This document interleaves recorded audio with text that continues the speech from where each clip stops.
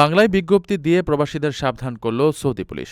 আসন্ন পবিত্র হজ সামনে রেখে কোনো ধরনের ভিজিট ভিসায় হজ পালন করা যাবে না বলে কঠোরভাবে জানিয়ে দিয়েছে সৌদি আরবের জননিরাপত্তা অধিদপ্তর। সম্প্রতি সামাজিক যোগাযোগ মাধ্যম এক্সে নিজেদের অফিসিয়াল পেজ থেকে সরাসরি বাংলায় লেখা একটি পোস্টার শেয়ার করে এই কড়া সতর্কবার্তা দেওয়া হয়। বিজ্ঞপ্তিতে স্পষ্টভাবে বলা হয়েছে, সব প্রকার ভিজিট ভিসা কোনোভাবেই হজ পালনের অনুমতি প্রদান করে না।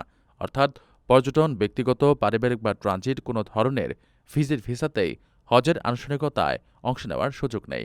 হজ পালনের জন্য অবশ্যই নির্দিষ্ট হজ ভিসা অথবা স্থানীয়দের ক্ষেত্রে বৈধ হজ পারমিট থাকতে হবে।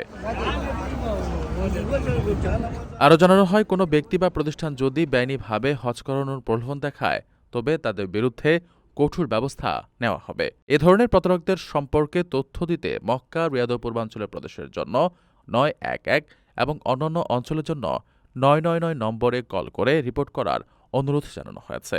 তথ্যদাতার পরিচয় সম্পূর্ণ গোপন রাখা হবে এবং তার উপর কোনো আইনি দায়ভার থাকবে না বলেও নিশ্চিত করেছে পুলিশ।